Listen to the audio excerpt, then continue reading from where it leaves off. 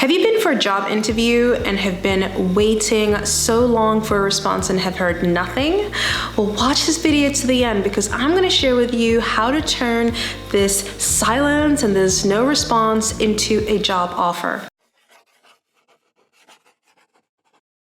Hi, my name is Joy Randolph. Welcome to my channel. On this channel, I share with you how you can get your dream job and become an expert and leader in your field so your career is something you love and supports the life you want.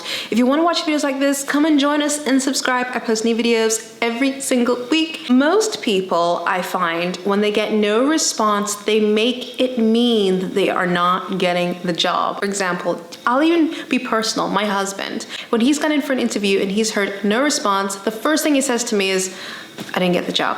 And what I wish you all knew is that no response does not mean that you are not hired. In fact, no response often means something completely different. And I'm going to share with you the different things no response could mean and also how you can turn the no response into a job offer. Now, I don't have enough time to go into all of this today. I do actually have a course you can take on how to ace your interviews and get job offers. If you want to do this course, simply click on the link in the description box below. But for now, I'm going to share with you how to turn a no response into an interview. The first thing to think about is why they are not responding. When they aren't responding, you're probably thinking, maybe I said something, maybe I did something, maybe I'm not experienced, maybe they're sexist, maybe they're racist, maybe they're X-ist.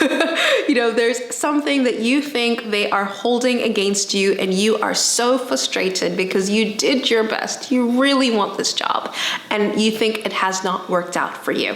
But here's the thing. When you do an interview, it's not like being in a race. There is no finish line once you've done the interview. Sometimes people think when they've done the interview, they have crossed the finish line and if they're going to get the job, they will get offered the job straight away. But that is often not how it works. I want you to imagine that you were a recruiter. I'll actually share with you a story because I've hired people myself.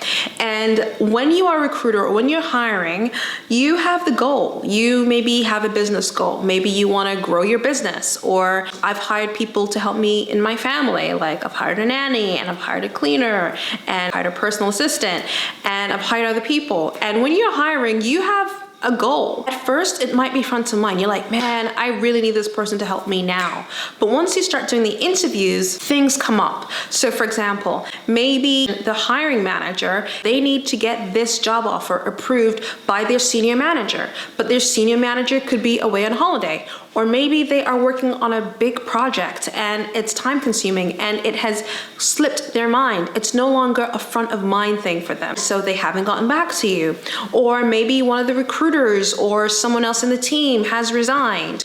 Or something has happened that has made hiring for this position to the back of mind. Now this is so frustrating because when you're the person being hired, getting a job is front of mind. You're thinking about it all the time. The first thing you do when you get your phone in the morning is you're checking your emails to see whether you have any interviews or job offers. You're thinking about it all the time, but a recruiter is thinking about it maybe 5% of the time in their day, if that at all. So just factor that in when you're worrying about why they haven't gotten back to you. Try not to take it so personally. Another reason you might not be getting called back is that they are looking at other candidates. This is a much more intentional way of not getting back to you. Now, this does not mean that if they're looking for other candidates that you aren't going to get the job, but it does mean that they want more time to think about whether you are truly the right fit or not. Now, there is a way you can use this kind of indecisiveness from them to get job offers, which I'll tell you at the latter part of this video. Last but not least is when they are so indecisive. Maybe there is something that you have been very indecisive about. And sometimes companies are indecisive about who to hire. And that's because they haven't yet gotten crystal clear on exactly what they want, on exactly the type of person they want to hire for their team. So for example, you could be someone that is a great fit for their team. Maybe you are intelligent, maybe you are skilled, maybe you're qualified, maybe you're experienced, or maybe you're a student who has lots of energy and you can bring so much to the table, but they're still not seeing you. It's like you're this big shining star, this diamond in the dust, and they are still not seeing you among the dust. Now that's not to say that you aren't special, but it is to say that right now they don't even know where to start looking, and that's because they haven't gotten clear in their mind what they're looking for. So I'll give you an example. I've worked with organizations where they have spent time and time again looking for people, and they keep changing the job description. They keep changing their mind on who they want, and that's because they're trying to figure out who's going to help them fulfill a business need, but they haven't yet figured out what their business needs are. And this is so frustrating for you because you don't want your time to be wasted when you're getting interviewed by companies who don't even know what they want. And it's also frustrating for them because even though it might seem like they don't care, the people who are hiring or the people who need help, they do care, and they're also really, really frustrated if there is lots of red tape in the organization or there's lots of disagreements and no one can come to a consensus on who to hire. There's nothing more frustrating for a manager than finding the right person, but then realizing from another colleague that other colleague believes that they need someone with other skills, and there's no consensus, and they know that they're losing the person that they want. So I guess what I'm trying to say is that this also happens, and it's not personal. It's actually not you, it's actually them. And here's what you can do in order to kind of light a fire up under their buttocks and get them to start calling you in for another interview, if not giving you a job offer. What I have done in the past, because I'll give you a bit of a story. So there have been a couple of times in my career when I have applied for a job, I've gotten interviews, and I haven't heard back. The first time was when I was an intern, or I was trying to be an intern, and this internship ended up turning into a professional job. But I was a young student, a university student, and I wanted to work in a marketing agency, a marketing consultancy company. And I interviewed for this position and I heard nothing. I think 2 weeks went by and I heard nothing. And I was just like, I thought they didn't give me the job. So I ended up calling my mentor who told me about this company and said, you should try working there.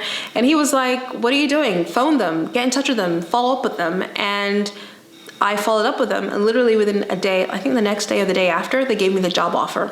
If I had not followed up with them one more time, and if I had assumed that I wasn't going to get the job offer, they may not have given me that job offer. So that's one example.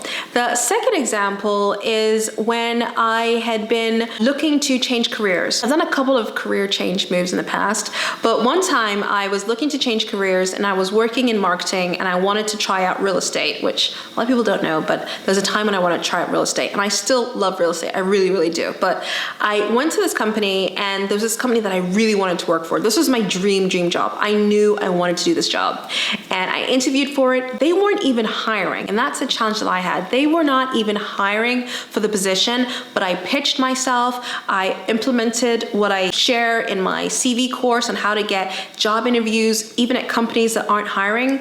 I use the system that's in this course. If you want to know more about this course, click on the link in the description box below. So even though they weren't hiring, the directors still interviewed me. I saw the CEO, I pitched myself, and then I heard silence. Like, I didn't hear anything from them. 1 week went by, 2 weeks went by, and I started to think I wasn't gonna get the job. So I sent a message to say, look, I really want to know if you are going to offer me the position. I really want to work for you. It would be my dream job. I really believe that I will make an impact at your company. However, if you feel that this isn't the right time, I'd be really grateful for you to tell me, because I am interviewing for other positions and I really don't want to say yes to them if in fact I have the opportunity to work with you. So can you please get back to me as soon as possible?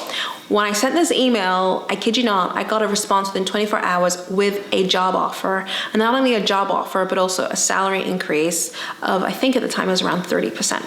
I guess what I'm trying to say is that there is an important thing here, which is following up. You have to follow up, because if you don't follow up, and if you assume that you aren't getting the job, and if you give up hope, then you won't get the job. But if you are persistent in a passionate but not annoying way, there is a good chance you can turn this silence into another interview or a job offer. The question is, how do you do that? Well, what I would definitely say is that there's a quote that I love by Ryan Serhant, who is a real estate broker, and he's on $1 Million Listing, and he says something which I remember and I will always keep with me for the rest of my life, which is time kills all deals. If you have an opportunity, a job opportunity, the thing that kills it is actually time.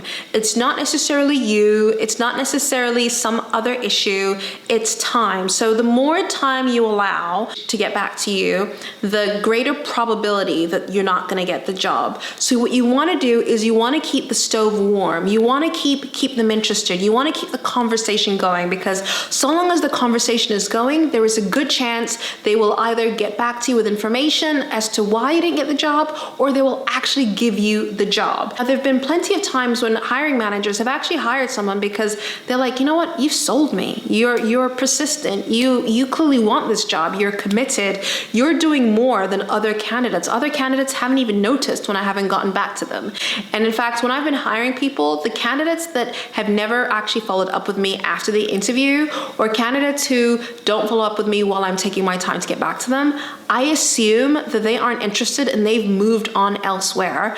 And I keep in conversation with the people who have said, hey, how's it going? Have you made a decision yet? Those are the candidates that I actually pay more attention to. The second thing to do is to email them. Email them and let them know that you really want this job. Reiterate why you're talented. Reiterate what impact you want to make. And let them know that it would be a dream for you to work there. And also let them know that you are interviewing for other positions and you would really like to know whether they want to say yes to you, because you wouldn't want to accept a job elsewhere if you actually had the opportunity to work for them. Now, if you say something along those lines, usually they'll get back to you. If you want to hear from them via email, then definitely pick up the phone and call them. When you phone someone, they are more likely to respond. So do not be afraid of phoning. I know that there's probably a part of you that's having this imposter syndrome, like, who am I? They haven't even called me back. They don't care. Like, they're not even paying attention. How rude of them. They're so rude, I'm not even gonna bother.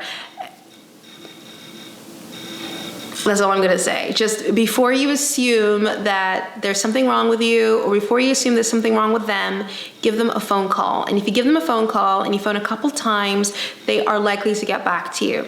And if worst case scenario, they don't get back to you, at least you will know that you have tried and you have done everything. But the chances are, if you follow up with them via email and if you follow up with them via phone, chances are they'll get back to you. But it's also really, really possible that they will actually give you a job offer. So definitely do that. Anyways, I would love to know, have you followed up with companies in the past when they haven't gotten back to you? What has been their response? Let me know, leave a comment in the box below. I'd be really interested to see whether some people have gotten job offers after waiting. I know that I have, I know my husband has, and I'm curious to know whether other people in this community have. So leave a comment in the box below. Thank you so much for watching this video. If you want to learn how to pass your interviews and you also want to learn how to get your dream job offer and increase your salary by up to 40%, then I invite you to sign up for my course. The link is in the description box below. Thank you so much for watching, and I shall see you again next week. All right, bye. Thank you so much for watching this video. If you like this video, hit the like button and subscribe to my channel for new videos, and click the bell button in order to get notified whenever I post new videos. There are so many more videos you can watch right now, so click on the video on the left or the right, or the left or the right. I can't wait to see you next week.